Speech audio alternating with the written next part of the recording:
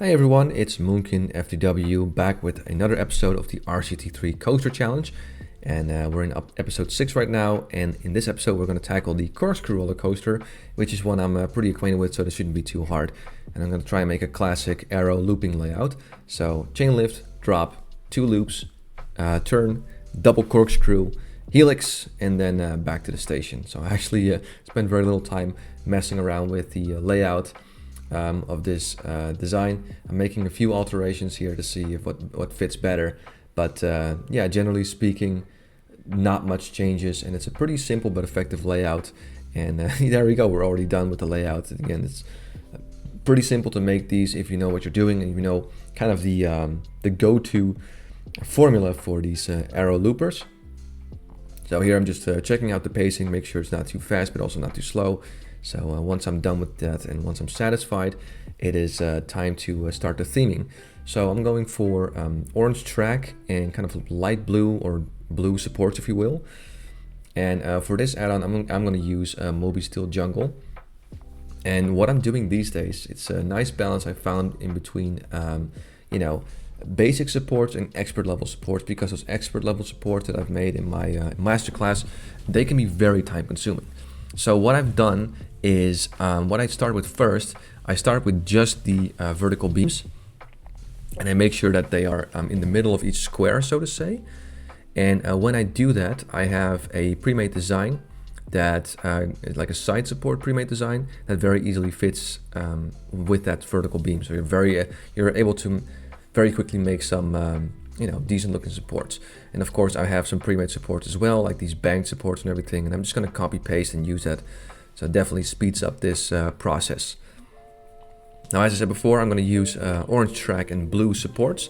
So now they're all white because that's the color that I have in terms of the pre-made designs, but I'll change that to blue later on with the recoloring tool. But for now we're just going to focus on making these supports.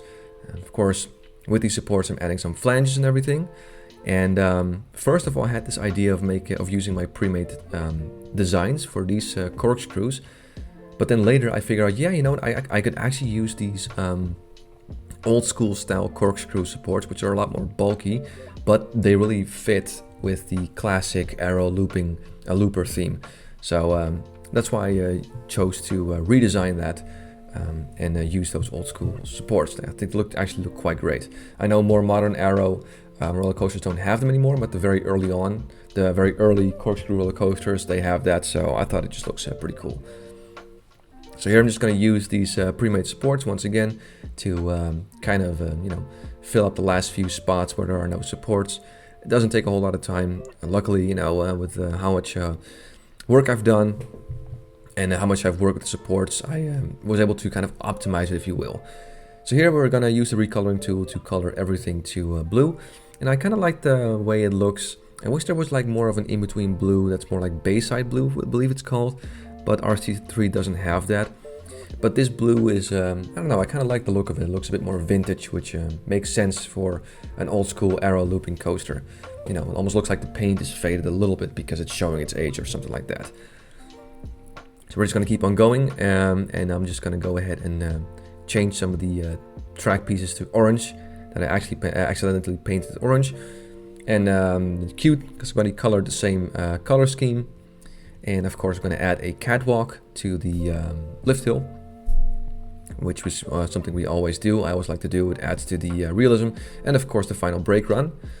And last but not least, I'm going to name it. And of course, add just a little bit of foliage and mess around with BC's path covers to, make the pathing look a little bit better. And yeah, we are pretty much done. I'm going to save the design here. And there we go. That's our little simple but effective old school arrow looping coaster. Not much to talk about. It's a nice and effective design for those people that know an old school arrow looping coaster. They will see that this layout is actually quite realistic. It's simple but effective because these are older roller coasters, didn't have very complex track design yet. So that's very iconic of these roller coasters. So yeah, without further ado, happy with it. Let's check out the POV and see what it's like to ride this roller coaster. So here we go. I decided to already skip forward towards the drop because the chain lift is very slow. Takes a lot of time. So here we go into the first drop, and then we're going to go into that double loop, which is also what the Python has in Efteling, which is kind of a theme park or an amusement park near me. So double loop there, into a quick turn.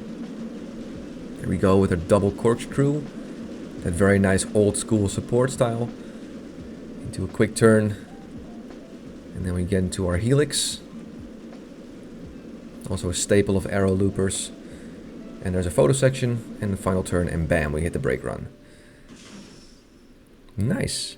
And there we go, guys. That's episode 6 of the RCT3 challenge. I'm very happy with the design. Looks great. Again, old school aero looper. And yeah, simple but effective. Like it. Hope you guys liked it too. And I'll be back soon with episode 7 of the RCT3 challenge. But until then, thank you very much for watching and have yourself a wonderful day.